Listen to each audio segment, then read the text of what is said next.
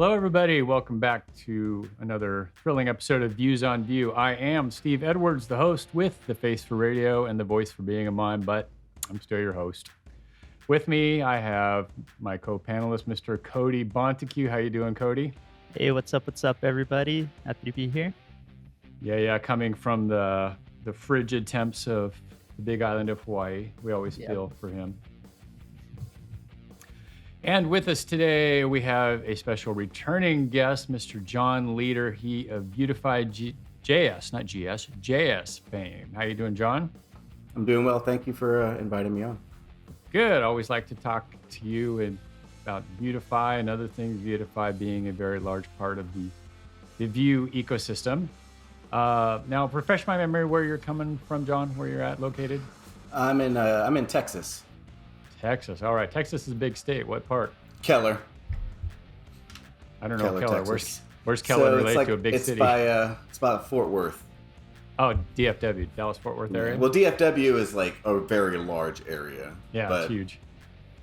So Fort Worth is more of the west of Dallas and right outside that city line. Yeah, I have a coworker in Fort Worth right now. So, okay. You guys keeping cool this summer? No, it's terrible over here. It's like 110, 111 every day. Yeah, even up here in the northwest corner, we were getting some temps like that for a while. Last week, it was pretty crazy. I blew out another capacitor on my air conditioning unit and had to change it out. But cool. Now, one thing I've noticed, and this is of great importance for some of us more than other, and you'll notice this on the video, is compared to last time, John has significantly less hair. He has gone the smoother is better route. I always say that God made so many perfect heads and the rest he covered with hair. So John has joined the ranks of perfect heads, and we're very appreciative of that. Sure.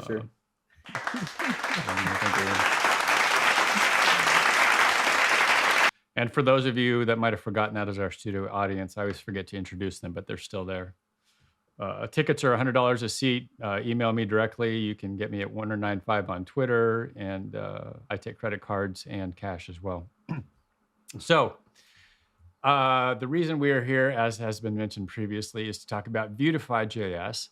And the last time that John was here was November of 2022. And at that time, Vuetify 3 was in the works, but was not yet completed. There were still some components that needed to be worked on. Data tables is one that comes to mind for me at that time. So we're going to, first of all, catch up. What's been going on in the Vuetify JS world since then? Well, quite a bit, actually. So November was when we released version 3, but we were still lacking quite a few components to reach feature parity. Shortly after we talked, December, I think it was, or beginning of January, we released a new effort called Labs, which is a way for us to put components that are not 100% feature parity with version 2, and or new components that we're just wanting to get some feedback on, putting it in the ecosystem so people can utilize it, but also recognizing the fact that it's not completely done. Big reason for this was we had a few components, especially data tables, that were mostly complete, but we didn't want to release it in a state where, hey, there's XYZ functionality that hasn't been ported over yet, but we're claiming this is finally released. So that was one of the big ones, and throughout the year, we've introduced more components, into the Labs effort, most of them ports from version 2 with a couple new additions. We've been heavy at work planning for, so we have another release in November, which will be version 3.4, and it'll be our largest release since version 3. And we've just been kind of working up towards that, working on new functionality, lots of documentation improvements, try to help the user experience, help it disseminate information a lot better in Vuetify. We have a lot of documentation holes that we've been trying to fill all year. And yeah, we've just been doing a lot of porting, a lot of upgrading processes over and trying to expand kind of how we get that information out to users, and also ourselves trying to come up with some new stuff to work on and add to the framework. So I'd say that pretty much covers it. It's been a blur, honestly, over the past year. So it's good to finally we feel that this release, version 3.4, is going to pretty much be what we wanted to have at version 3 launch, as far as all of the components and availability. We won't be 100% feature parity by then, but majority of the components that were used will be. So there's a lot of odds and ends that won't be complete by then. But we'll eventually get there and then start bringing out some new stuff. But yeah, that's what we've been hard at work at. So, but actually the release is called Blackguard. So we've been trying to do name releases for to kind of assign a name to like this feature set that's coming, and we've been working on some social media and art stuff to try to disseminate it out to people in kind of a cool way, something new, since open source is typically not considered like a super cool, fun job. So trying to, coding in general, so trying to add some interesting visual elements to it and kind of thematics to the different releases. And so, yeah, that's another thing we've also been working on. So I'm sitting here wondering why John didn't answer my question and realized that I had the mute button on. So that might explain a slight gap there. So when you say feature parity, were you parity with version 2? That's correct. Okay. Right. So you were just trying to get up to where version 2 was. So going back, I'm remembering the data tables. And the reason it was sort of apropos for me or relevant to me is because I was starting up a new project, a VUE Laravel inertia project at the time. And so I was looking at data tables because it's very heavily, it's data management tools, what it really is. So yeah. Now you had mentioned having the labs. And so your Vuetify labs is where you had the stuff that wasn't finished, but you still wanted people to play with, sort of a beta playground or alpha playground, as whatever level you want to use. Is that still there? Yeah, so it was the first component in labs, and since it's a new piece of functionality, we have to release it with a minor release. And our next big minor, we had a 3.3 earlier this year that came out a little sooner than expected because Vue 3.3 hadn't happened, and there were some TypeScript improvements that we wanted to implement.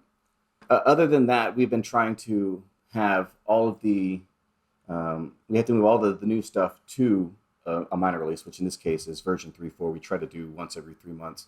Some components have been in there for longer. All the pages, they let you know like when a component was introduced, because in labs we can introduce a component whenever, which allows us to kind of skate semantic versioning to allow people to use stuff. But yeah, there's obviously a certain level of risk associated with utilizing stuff.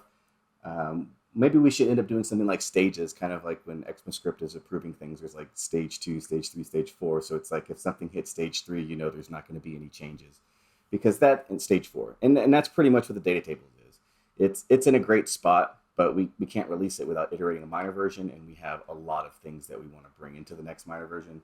So it's one of those where we're just going to continue to iterate on it, and especially improve on the documentation, which is something that is probably. It's better than it was before, but there's so much information. We have 3 different data tables now that each have their different focuses. Main reason why is that we found out there was a lot of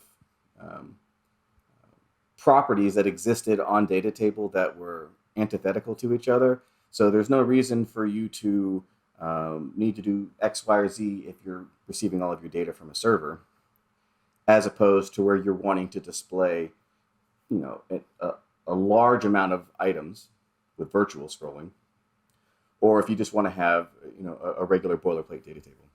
And they have some different, they're mostly the same.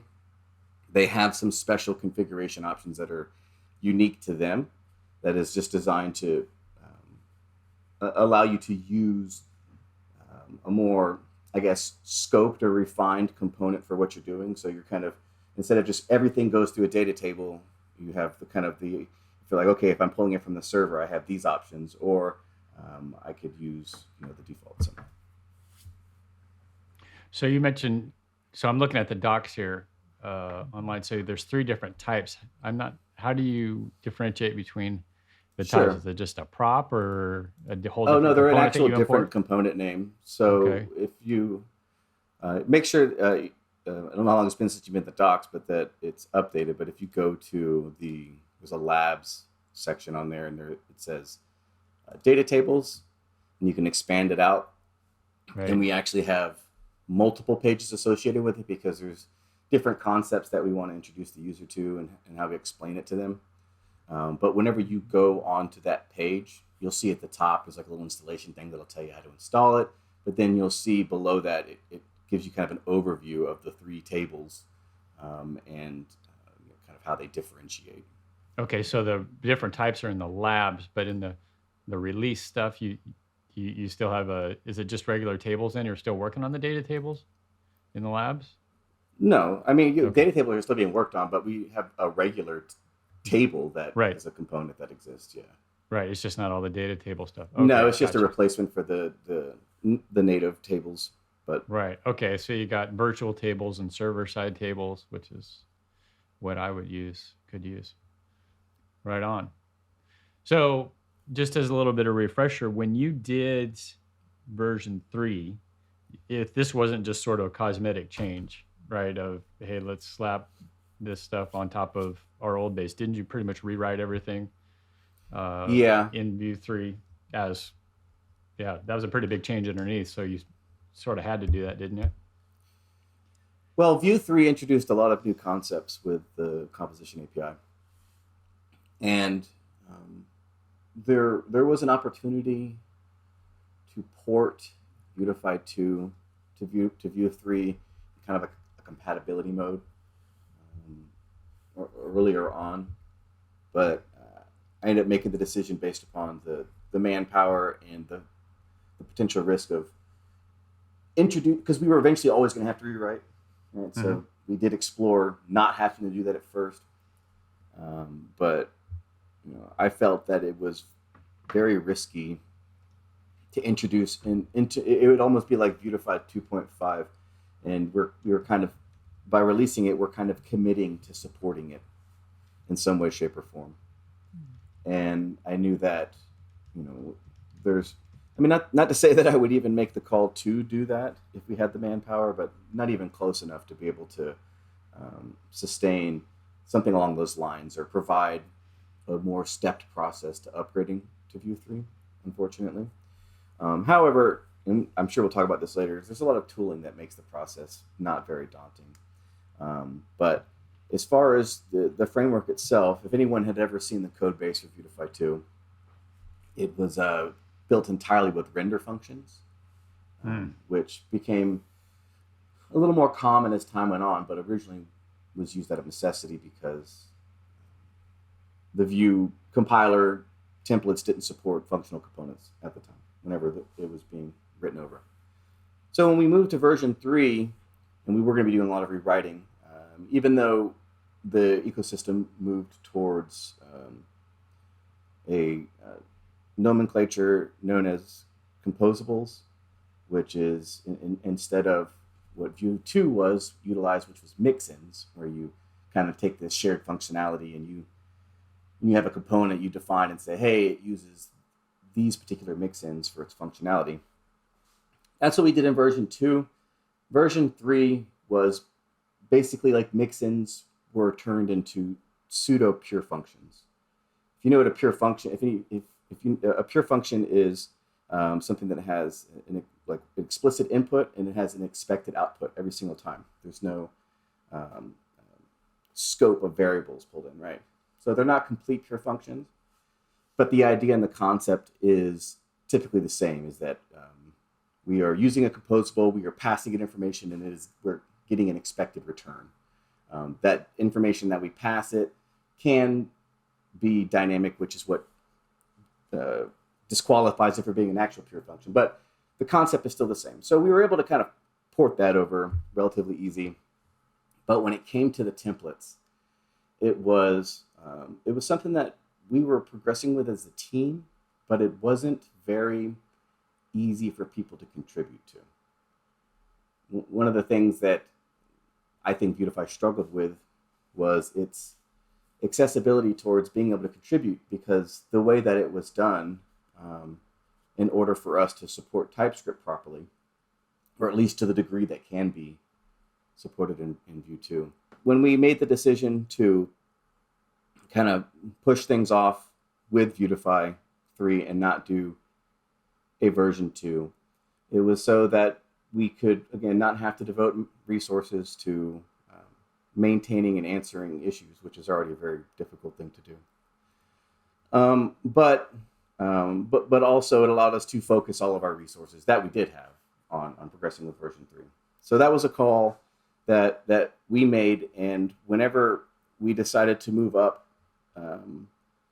focusing on Vuetify 3, we decided that render functions were not going to be an accessible way for users to help contribute to the framework. We needed something that was a little bit more accessible, but we didn't want to go with explicit templates, just regular templates, because it didn't have the type safety and also the flexibility that we needed.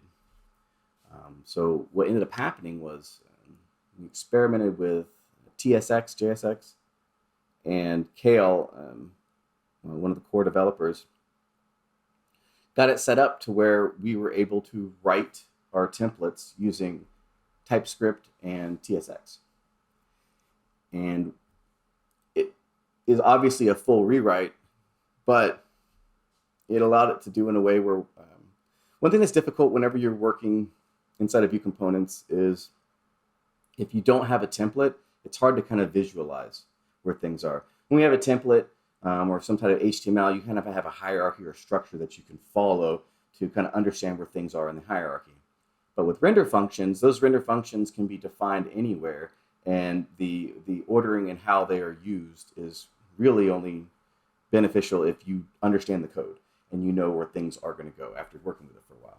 So JSX, TSX was an opportunity for us to kind of merge the two philosophies together, where we still have access to our TypeScript type checking, and we are able to, instead of having to convert our render functions directly to templates, we're able to kind of, again, in the middle, convert them over to TSX, which feels a lot more natural as far as having a hierarchy to look at in the template. But it also has a lot of flexibility and helps us write pretty good code. But this did cause us to have to rewrite a lot of stuff, and Vuetify itself is massive. So it was a very big undertaking. I'd say that the full rewrite now is definitely glad where we're at, because the framework is just solid and getting better every single day. But it definitely was a hard road, happened to be as late as we were to getting everything out. So it did come at a cost, unfortunately. When you were starting Vue 3, were you starting it when Vue 3 was still like in beta and hadn't been fully released, sort of shooting at a moving target type of thing, where you'd write something and then Vue 3 would change underneath you and you'd have to adapt to that? Or did you not really start working on it until Vue 3 was fairly solid? Well, we started prototyping as soon as the alpha was released.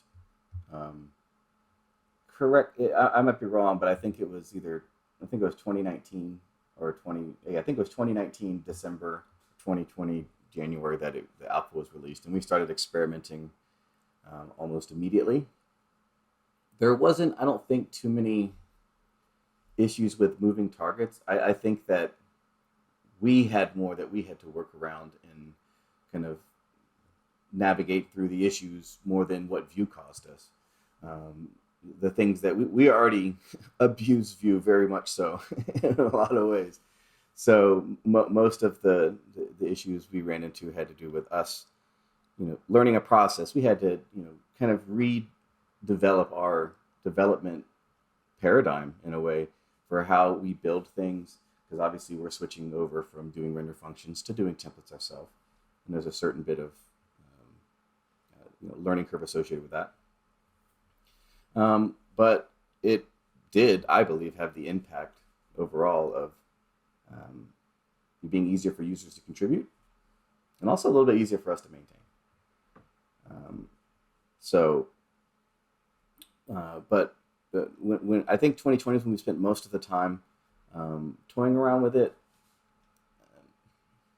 It really wasn't until TSX got in that things really took off. We were kind of, maybe it was just me.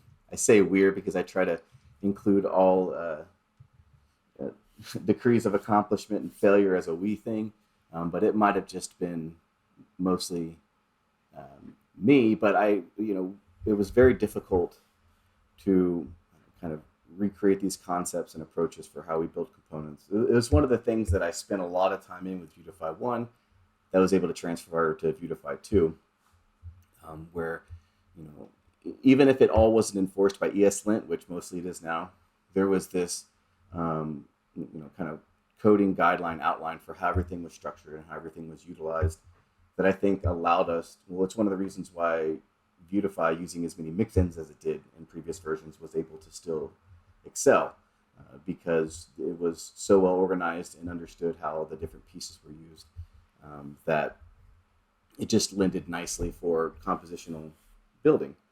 The once TSX was in, which I don't think that was until 2020, like January 2021. It was mostly just kind of porting over our mixins and just testing around. We didn't have docs, which is a very difficult thing early on when you don't have documentation, because we had to rebuild all of our deployment processes and whatnot. So yeah, it was quite a bit. What ended up happening was, because we had some, a decent part of the framework ported over, I made the decision for us to focus on the documentation because we didn't have enough resources, I didn't think, to adequately get version 3 out in an amount of time, and then also have the documentation in a way that was a little bit more expansive.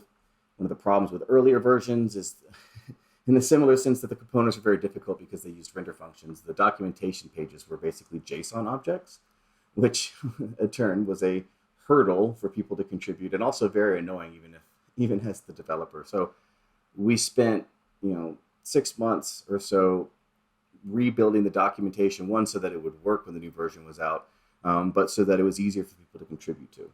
That was another thing. Like the biggest concern always was trying to get more people to contribute, because the framework's size was growing faster than its funding. So trying to get more people to help, make it easier for people to contribute.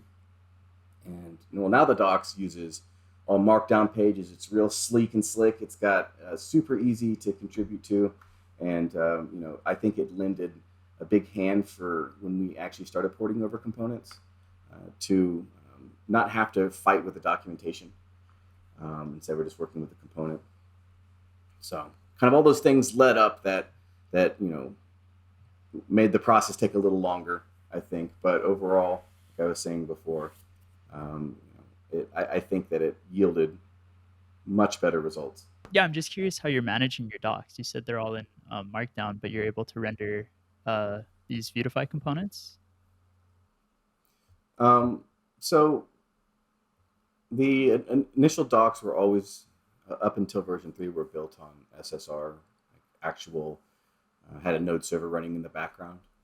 This used Versal's version 1.0 architecture.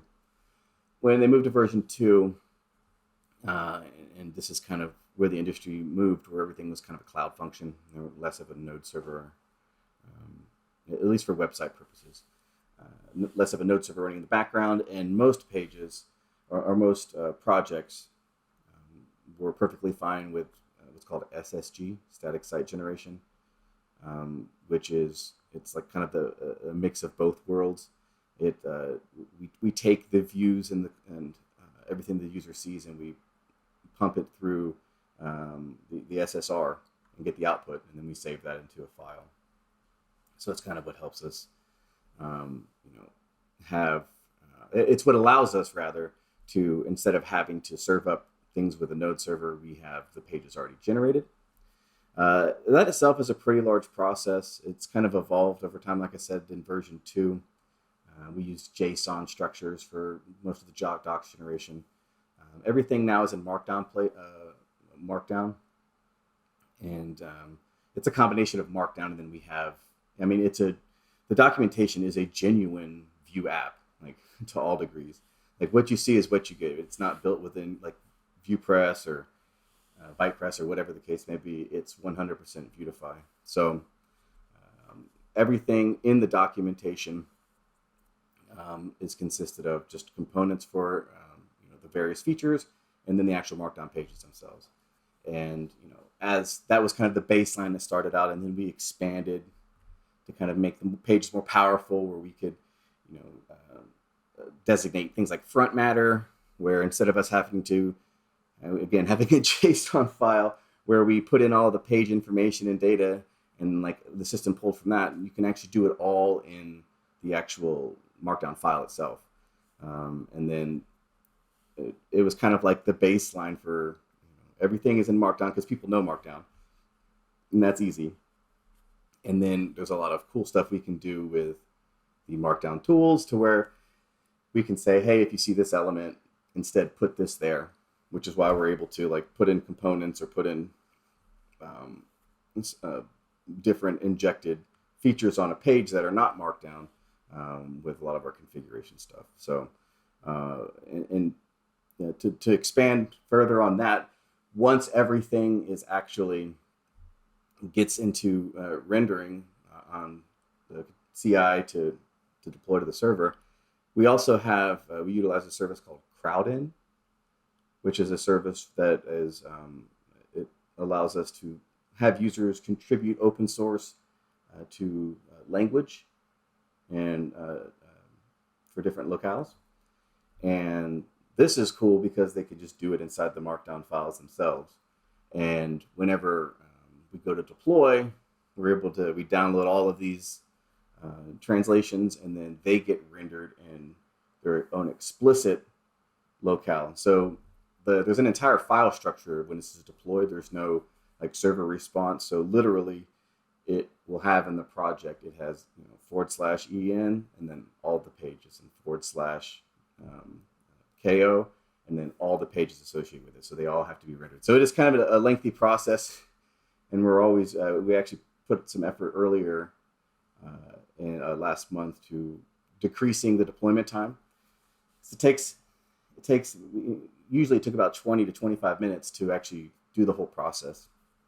And we got it down to like between 12 and 16. It's still pretty high, but there will be some scaling we're having to work with. So yeah, we're spending a lot of time trying to improve that aspect. But yeah, it's a very, very large chain process for how we take everything that's basic Markdown that people are used to, and we're able to kind of in the background do all of the fun Vuetify stuff, and then output it using all Vuetify components. Yeah, I'm looking at some of your source code right now, and there's like in your docs Markdown, there's like an example component I see, and then you actually have a file prop to like a Vue file in your like, and it's actually like pretty incredible how you did that. I like that a lot. And then you have just like this Vue component that's generating an example of like that's what you're rendering in your docs, which is very powerful, and like you said, it's like very accessible to contribute to. Yeah, it's also a good example for anybody that's working on a Vue project to see what we do in the docs, because it's an enterprise-sized application with all of the files and the functionality and how everything works together. So it's being able to see how we do things can yeah, I know whenever I wrote the initial docs for Vuetify 2, there was a Hacker News SSR example that Evan Yu put together. And I didn't know how to do anything with SSR, but that project worked, and it served as the baseline for me to try to work through in that regards. And ever since then, there's always been a really high focus at trying to make the documentation good, so you can just find stuff, it just works nicely. There's actually quite a bit we've been adding lately to make that better, and some things we're going to do in the future. But yeah, that's the idea, is that when you're kind of in there, the information that you're looking for, kind of, you're like, oh, wow, it's got information about that, or hey, it supports this API, because most of our components are so expansive in what they support. So, but yeah, hopefully that answers your question.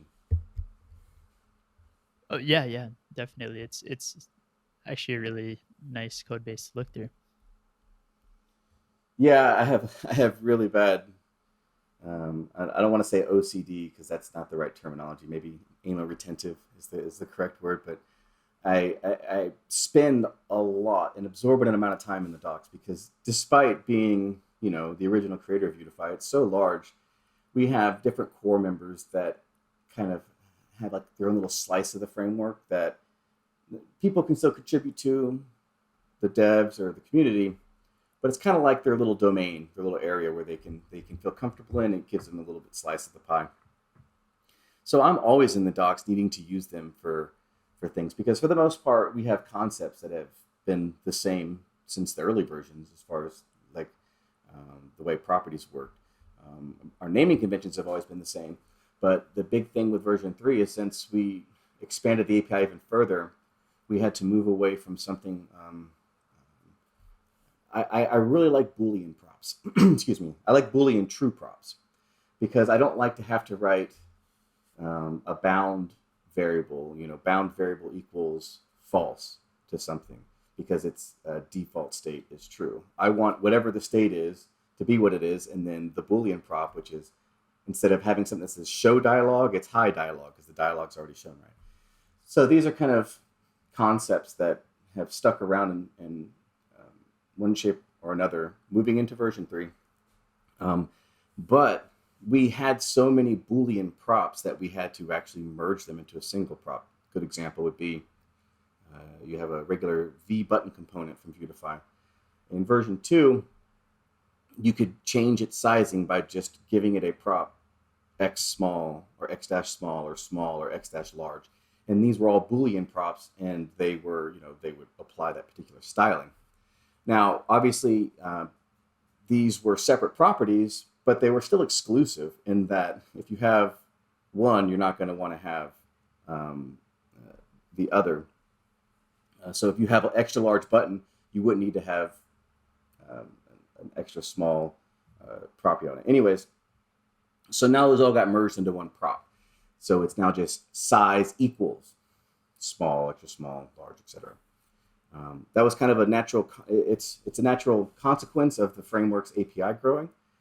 So it's kind of something we had to move towards. But in saying all that, that most of the new properties, all of the new properties, as far as I'm concerned, follow that same semantic nature in version 1 and 2.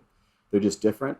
So I still have to learn some of these new concepts for some of these things, and I am in the docs kind of all the time. So I'm always going to pages. I'm always looking at things. I'm always making sure that a process feels good. And I think that is what kind of makes the documentation code as good as it is. And I think that's one of the reasons why people like our documentation, because it is so expansive and well put out, well thought out, should I say. So you had mentioned briefly a huge monumental, I think you said 3.4 release coming up, and it's going to be before, what is it, VueConf? Oh, you mentioned... Yeah, so VueConf is, I believe it's the 3rd and the 4th of November. So it'll be, we're shooting for November 1st, I think it is. So it's out for a couple of days before I give my talk on it.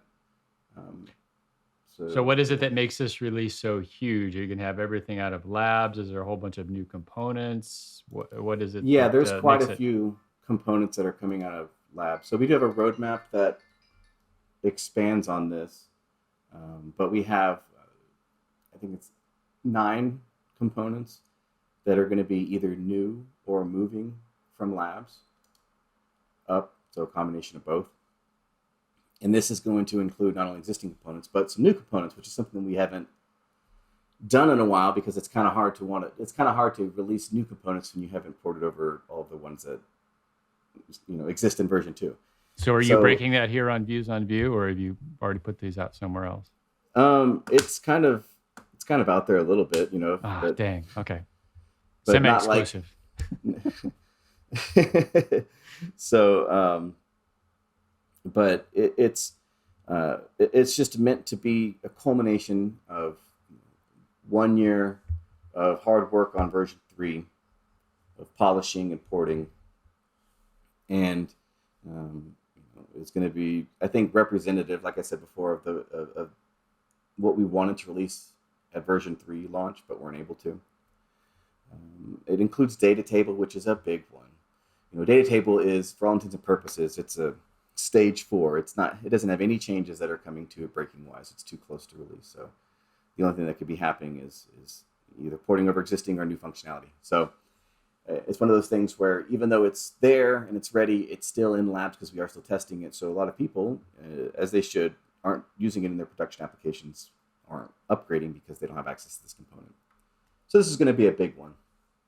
And then, and also, like I said earlier, I like to have fun with it. I'm a big gamer, and I've always named releases, and I'm kind of trying to have fun with a little storyline of the releases. So we have some banners that are going to be associated with it, and kind of these themes of kind of a spaceship assault, the Blackguard fleet, and the concept behind it is that we're coming back to take over the planet. Vuetify's been gone for a minute, and some people have been enjoying their time, bringing users in the Vue 3 community into their ecosystem. But with version 3.4 with Blackguard, it's going to round out our arsenal. So the idea is that Vuetify's coming, and I'm kind of working on a little bit of I've been spending some time on trying to promote that, and just do something cool. Can't always be serious work, So I have certain days I try to switch to the other side of my brain and do some creative stuff. But yeah, it's meant to be a really big celebration of Vuetify, and obviously we're going to be at VueConf Toronto almost immediately afterwards, so we'll be able to discuss that and show users about the new features and functionality, but also some of the old components that are now ported over. The new features and functionalities that they have, because we have a lot of pieces of the framework that was abstracted out into, it was duplicate functionality, it was abstracted out, and more components utilize this functionality, so we're able to do more safely. A good example would be, so we had in version 2, we had a calendar component, and we had a date picker component, and we had a time picker component. And with the calendar, there was also some smaller subcomponents as well that utilized their own proprietary versions of date management, and worked to the degrees that they worked, but were ultimately developed in silos, separate of each other. So one of the things that we've introduced, it's actually in labs right now, is we have a new composable called the date composable, and now all 3 of those components are going to pull their information and data from a unified source that is also following, there's a popular date-time interface called IOUtils. And essentially, if we follow the interface that they provide for interacting with the date object, and then they have interfaces for other popular date libraries like Luxon and Moment. So we're able to provide an internal, this is the date system for the, that we use for Vuetify, but you can now swap it out just instantly with, a different date library that supports that same interface. And then again, so that allows us to kind of, homogenize this behavior, this functionality into a single source.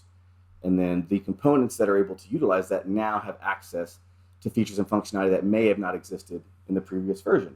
Because now instead of referencing something that's, again, coded proprietary and local, it's something that is now a shared feature in the framework. Yeah, date time has got to be, I think, one of the trickiest things to deal with, just because of the huge number of variations in time zones and time formats and date formats and adjustments. And yeah, to people who do that stuff, we owe you a lot, because that's one headache I don't have to deal with anymore, right? It's just, working in Laravel and PHP a lot, Carbon is the tool of choice that we deal with, and makes things so much easier. So when you look at some of the documentation, you're like, wow, they've got a method that calculates the diff from here to here, and I can type in the text that says, give me the 3rd Friday in April, and it will give me the date for that particular stuff like that just blows my mind. So kudos to whoever does that date time stuff and just allows us to to use it.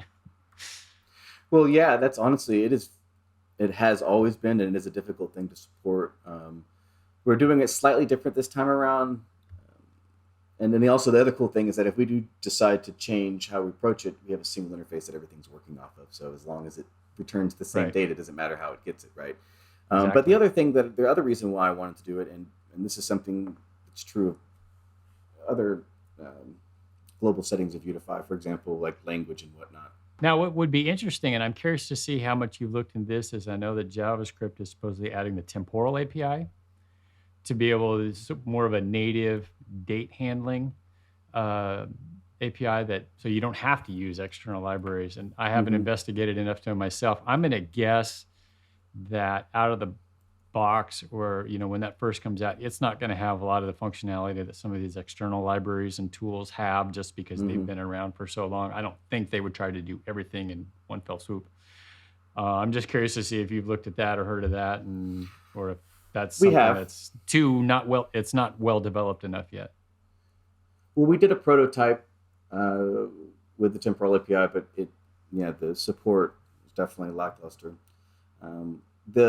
The benefit of having the adapter is now we can have, potentially in the future, we can have a temporal adapter that implements that, because, all we're doing is implementing this interface for IOUtils. It just says, hey, this method calls get weeks, and it expects something to be returned that resembles this.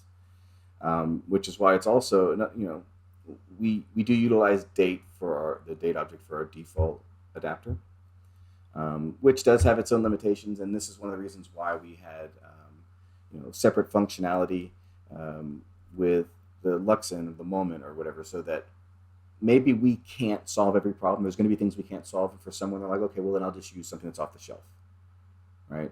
So it kind of takes a little bit of pressure off us for being able to have to support every niche use case that exists within time zone and date calculation.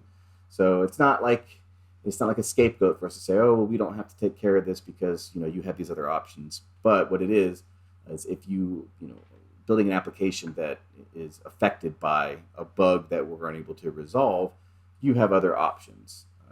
Same thing like our I18 and our language.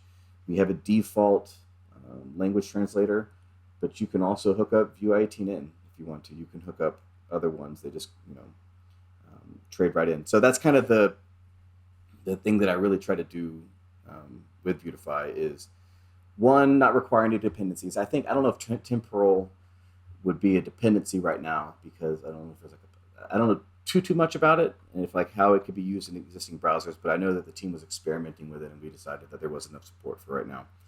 But other than that, we're trying to utilize date as best we can to have the components work as a user would expect, but also still just provide them with other options that they can go to. And that way we don't have to have framework dependency where we say, oh, you have to have Luxon or Moment to utilize Vuetify, because we have a zero dependency policy.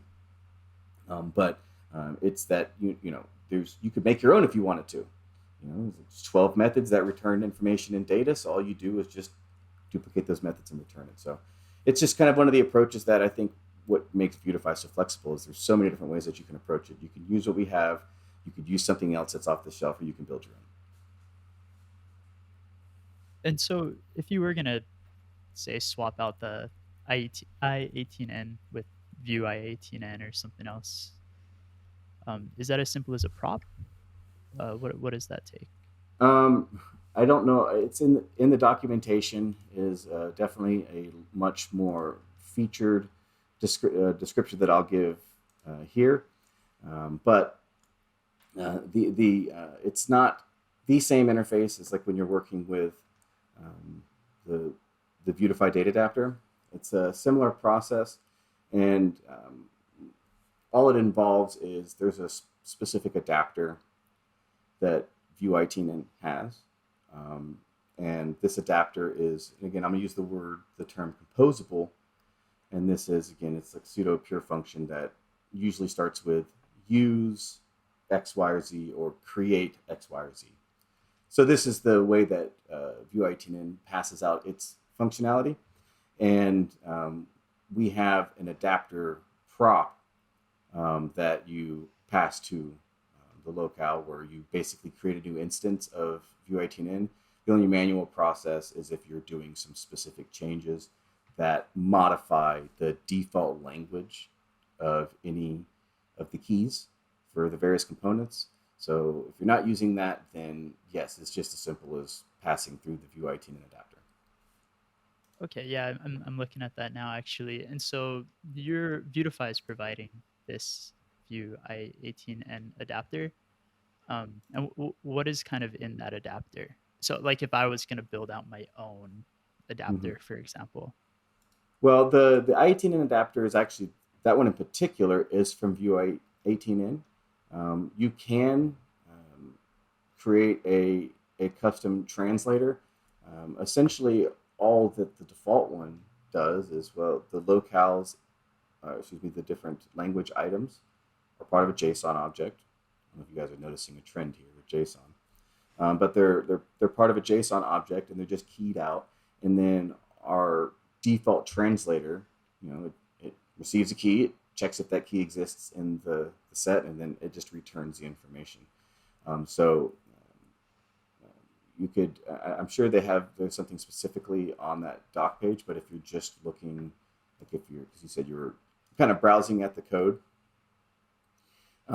the easiest way would be to look and see what we're doing with our translator, which I think, again, is just a simple key lookup, and then you can just pass in your own.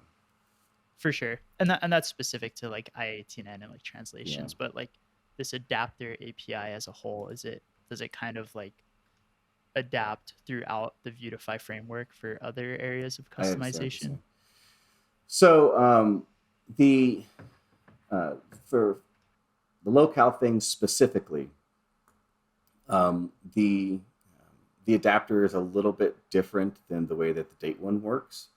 So it's less, it's only one argument translator. So it's like whatever you get back for the translator, you just provide it with a key argument, and that's it. So whenever an adapter is created, all it is a function that accepts a key, and then you take that key and reference, whatever object or whatever area that you're pulling in information for the language at.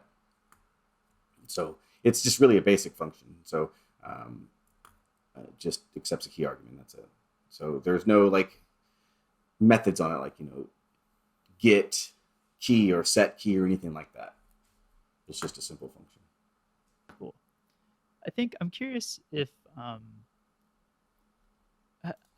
how has the like styling of Vuetify components shifted much from version 2 to version 3. I remember that originally I would run into issues like kind of like the base Vuetify components are incredible, but if you ever needed to kind of customize that further, it was challenging, at least at the time. I'm curious if that has changed, or if there's any new functionality there. Sure.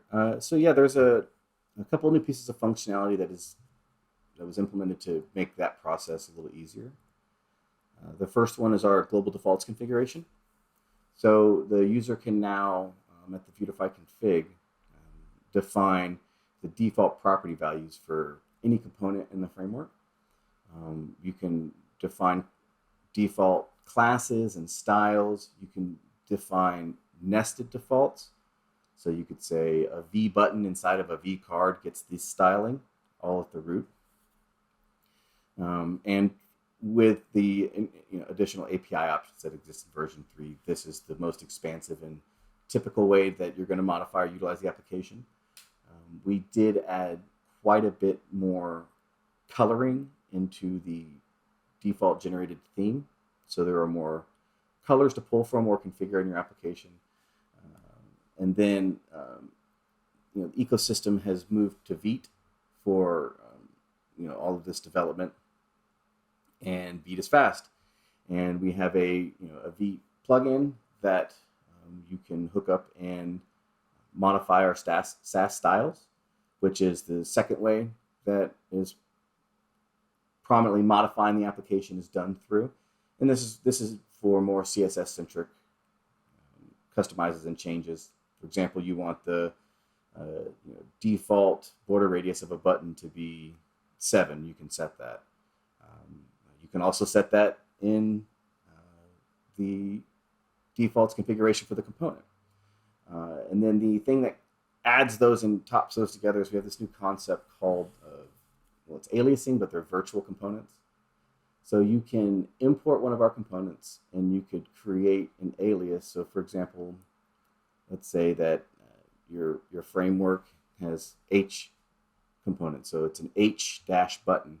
So you could say that the H dash button component is an alias of V button. And then now that component has access to have defaults set globally for any name. And then it also still works with nesting.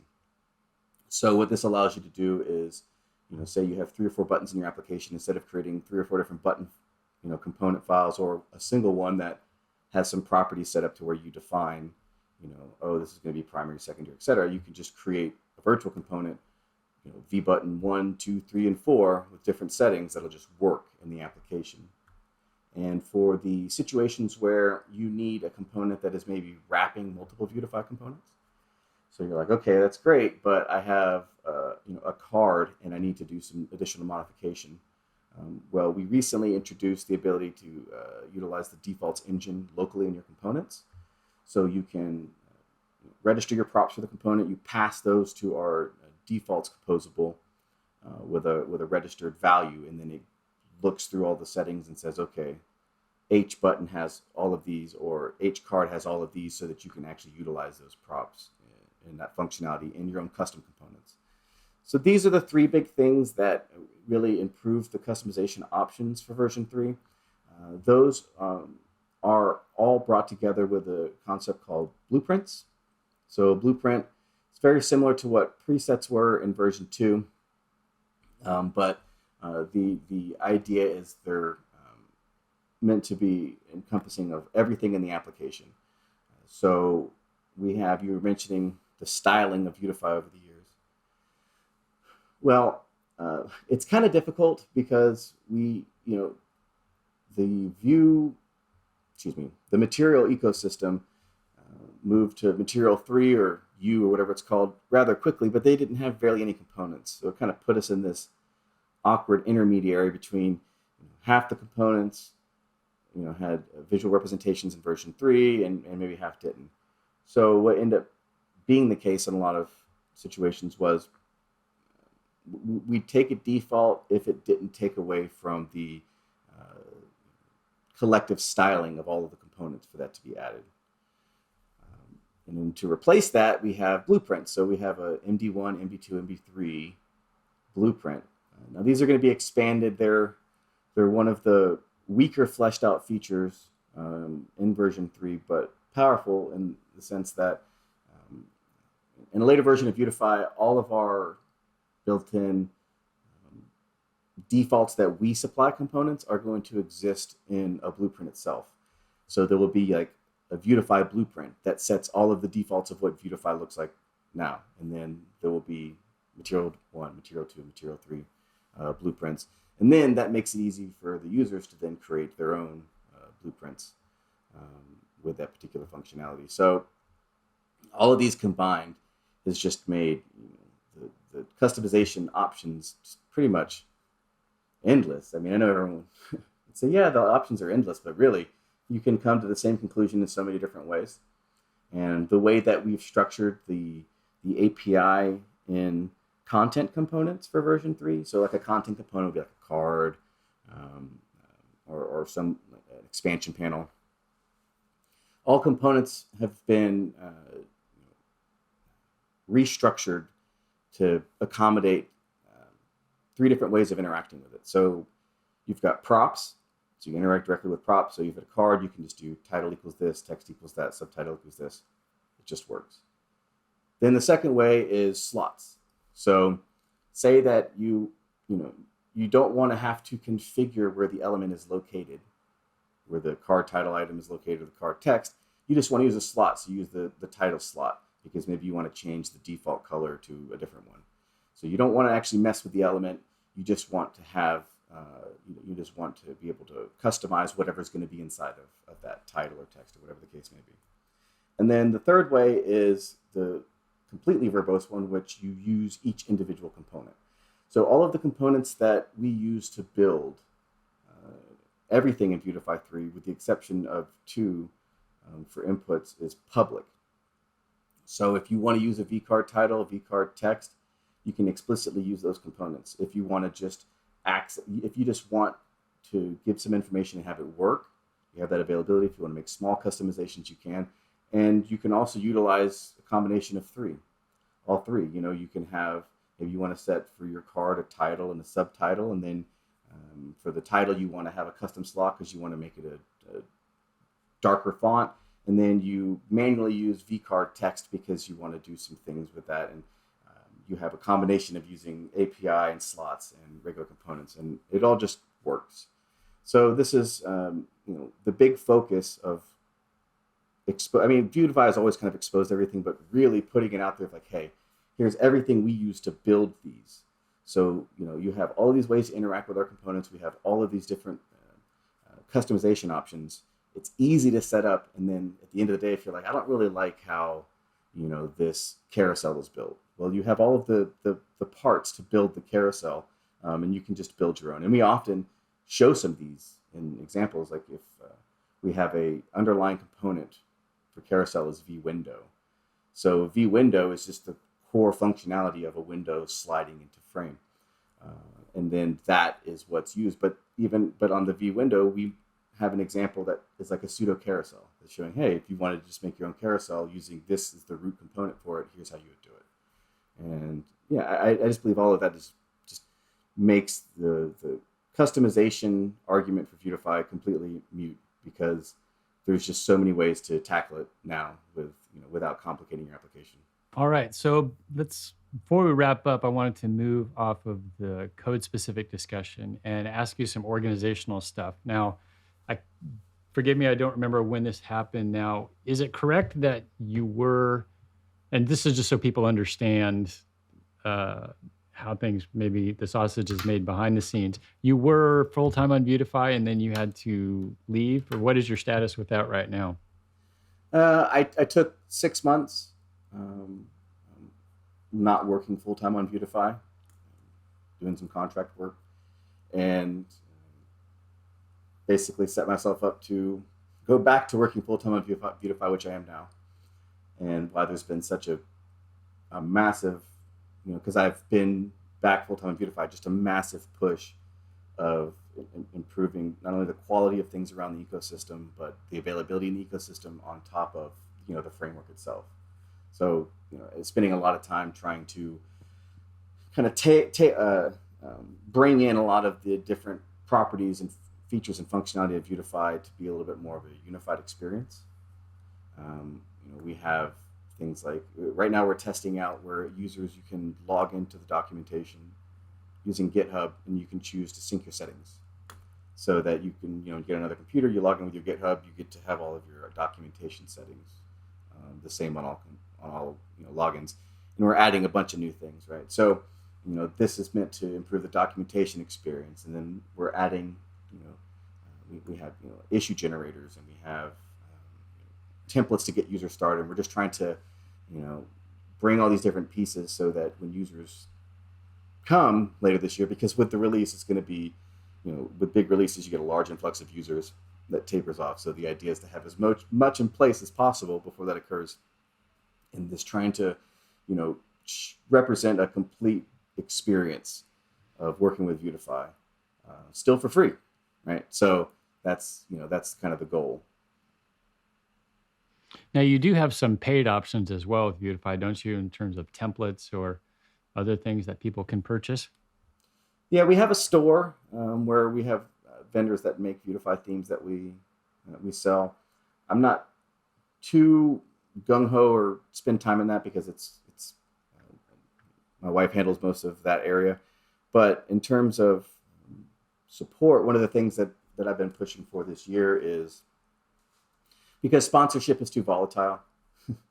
I mean, literally a month and a half, 2 months ago, we lost 2 big sponsors, and that's $3,000 a month. So it's like it's too volatile, and it doesn't offer any sort of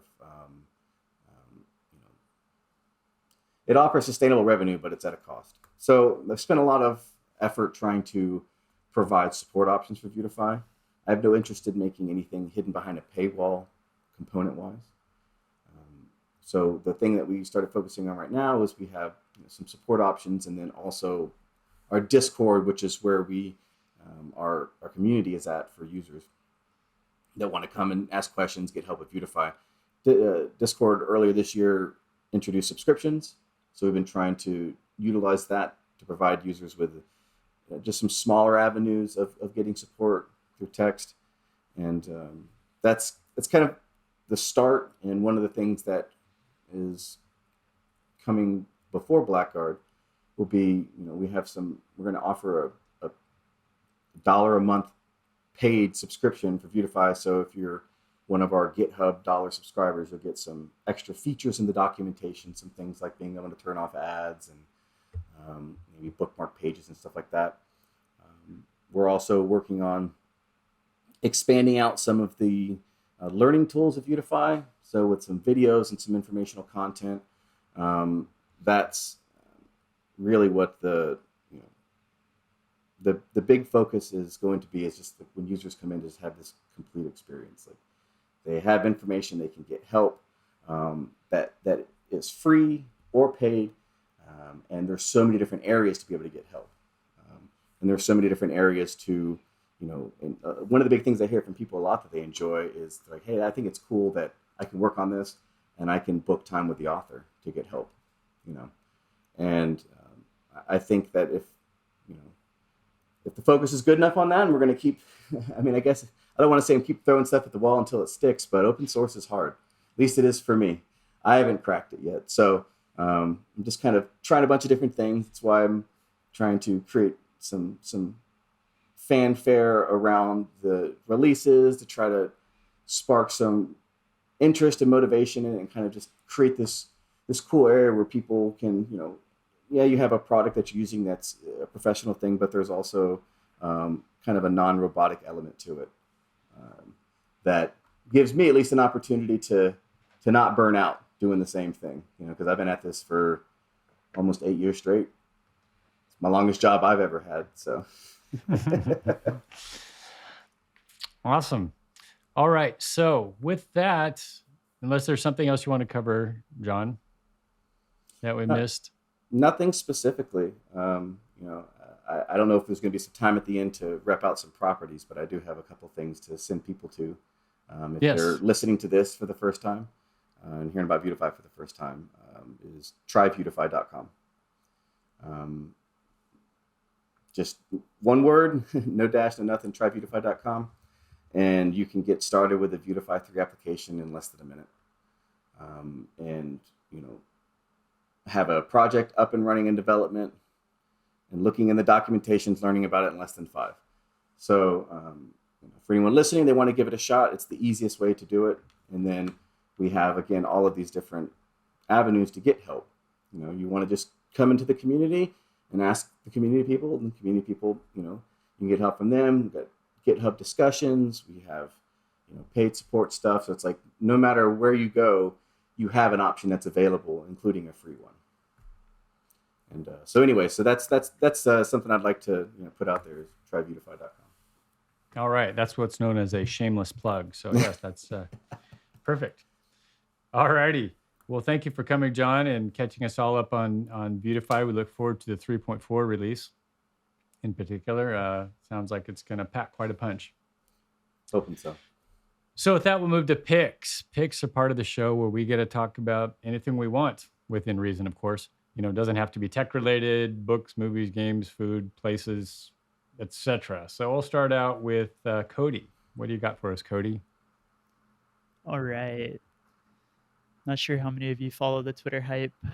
Every day it's changing, but currently they're talking about an IDE called Cursor. And it's this AI/ChatGPT enabled IDE. It's basically VS Code integrated with the smart ChatGPT kind of window, and I kind of scuffed at it at first, and then I finally got around to trying it yesterday as I was running into some TypeScript issues. And there's literally this little hover button that comes up that says, I think it's like AI fix or something, and you click it, and it can browse through your entire code base and basically solve all of your problems. I was amazed. So how is Honestly. that different than, say, like using VS Code with Copilot? So I'm not sure what like the latest Copilot integrations are. I haven't used Copilot since the beta, but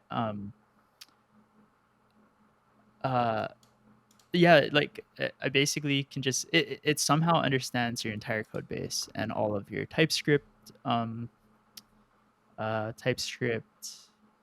like inheritance, like the entire just architecture of your project. And so, for example, I used ChatGPT to like mock some data for me, but the data was incorrect, and then I was able to reuse this thing and like click in like, oh, it turns out this is actually an enum, and then you can only use like 3 different types of strings, for example.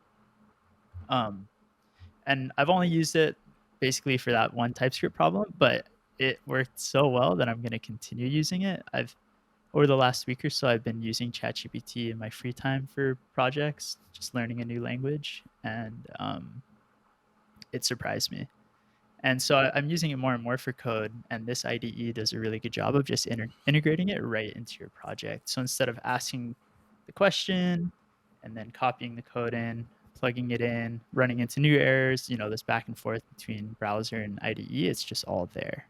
And so I'm actually like really impressed. I thought it was lame and just kind of like a money grab, but the more I use it, the more I'm amazed, scared, who knows, right?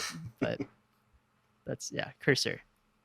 Yeah, Big you can recommend. find it at cursor.so. I don't know if .so is the replacement for IO, but that's what the website is. That's what all the cool kids are using these days. Right. Yeah. IO is so 2010s, I guess.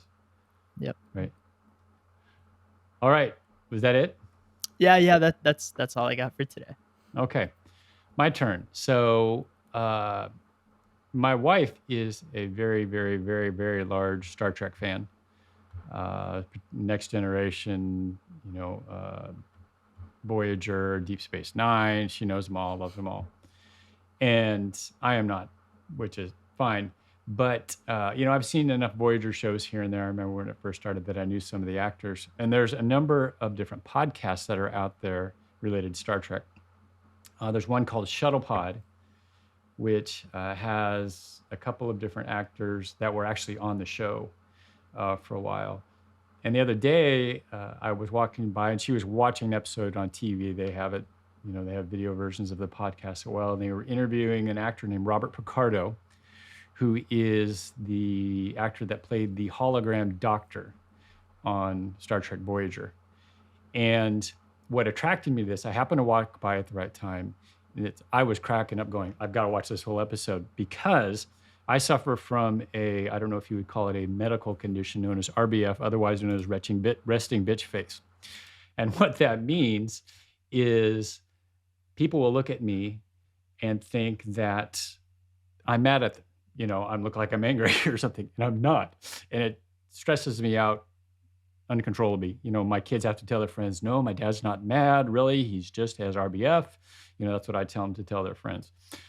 And so anyway, in this episode, Robert Picardo is he's telling the story about how he got the role of the doctor and how he went in and he just told like a simple one-liner. It's in the preview right at the beginning of the episode on YouTube. It's episode 2.23.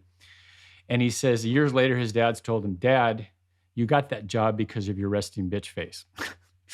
And so and he's describing about how, when he's at rest, his face, his eyes look like this and he looks like he's angry. And I saw that, I'm going, oh, thank you. It's not just me. I appreciated an actor telling that story as to why he got a part because of his RBF. So I haven't watched the whole thing, but that portion was really funny and really interesting to watch, especially somebody afflicted with my my condition of RBF. So with that, you can sort of understand why I like dad jokes so much, deadpan jokes. You know, Stephen Wright's my favorite comedian because you tell them with a very straight face. You know, you're not like totally animated. So that's why they fit perfectly into my how I look. Not only how I sound, but how I look. So anyway, on to the dad jokes of the week. So, I got to get my drums out here. Okay. So, did you know that Apple, you know, they're always diversifying. They've started a clothing line for pirates, and their best seller so far is the eye patch. Right? When I was a boy, when I was younger, I had this really rare disease that required me to eat dirt 3 times a day in order just to survive. I was so glad my older brother told me all about it. And then, John, this one's sort of appropriate for John and I. Do you know why the bald guy got tattoos of rabbits on his head? Because from a distance, they look like hairs. Very good. So, Great stuff. with that, best for last, our guest, John, what do you have for us for picks? Well, actually, something small that I threw together last week that I've been using a lot. I often have a lot of times I'll copy code and need to send it to someone, share with them. And if you're posting on like Discord or Slack or something like that, it's always going to take up a lot of the screen. So one of the things we often tell people in Discord is, hey, post us a paste bin or a link or something. And I just didn't really like the bins that I had been using, and one of the ones that I'd used mostly got bought out and wasn't very user friendly anymore. So I just threw one together that I use just specifically for me. That's kind of cool. It's called vbin.io. It's funny you guys were mentioning IO early, but vbin.io. It's just a little basic Monaco browser for pasting code, and it actually takes all the code and it basically zips it up into the URL. So there's nothing that's saved on a server or anything like that. And it's just super quick. I go to it, copy paste something, and then I'm able to send links. Easy to people. So code. Yeah, I saw that reference somewhere. I don't remember why I saw it, but I did see that you had spun that up when I was looking for one. I think I was looking for a paste bin or something and came across it. Yeah, I just wanted something that didn't have ads and wasn't full of.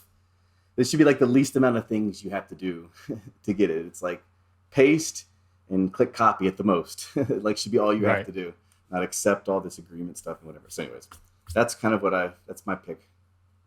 Or either that, where you can just put a code snippet without having to build a whole on application, structure like a code pen or a code sandbox or something like that for sure. But yeah, those are great. We also have a Vuetify Playground where you can do that. So we used to use CodePen. Now you actually can go to play.vuetifyjs.com, and we have an interactive playground where you can literally work with Vuetify live. You can change the versions of Vuetify for testing things. You can create new components. It's pretty cool. It's another one of the ecosystem things that we're trying to really push for and make high quality. So people, they kind of have this little group of services and functionality that kind of fleshes out what we offer. And that's another one of them. Yeah, those are cool. Tailwind has one, and so does Vue itself. And I've used that quite a bit just to play around with some concepts in Vue 3 to get my head around them. Like component vbind was one I played with quite a bit. So yeah, that's awesome to have a playground like that. Just whip something up, and I think you can share the URLs, right? Say, hey, this is what I've got. Here's the URL. Go take a look at it. Yeah, it's the same concept as the vbin, where it takes all of the code and it converts it into something that can go into the URL. We're going to have something in the future where you can save it to your GitHub account as reference, but that's one of the big things is we didn't want to have to store anything locally. So your URL is longer, but it contains everything within it. So yeah. Right. Yeah, keeps it static, keeps it cheap. Yep. And just on that playground and bin idea, there's an article I read recently. The title is "Concise Explanations Accelerate Progress," and I think that hits the nail on the head here. Like, creating this super fast code sharing playground environment helps you and the community debug and like communicate with one another, accelerating like the understanding of the framework, which is very valuable.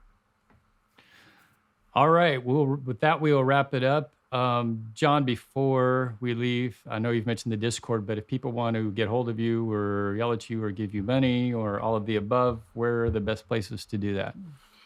Best place is you could reach out on Twitter. We have @VuetifyJS. You can also reach out to me. My Twitter is @ZeroSkills, so ZeroSkillz.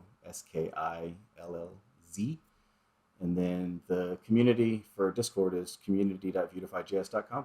It'll send you a Discord invite, and you can come in there and ask questions. And yeah, that should be anything else you can see on that Try Vuetify website. Has a lot of different information about our social media platforms and documentation, etc. Right on.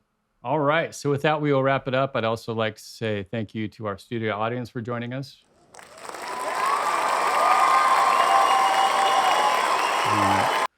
Always good to have you. And with that, we will wrap this up. Goodbye for now, and we'll talk to you next time on Views on Vue.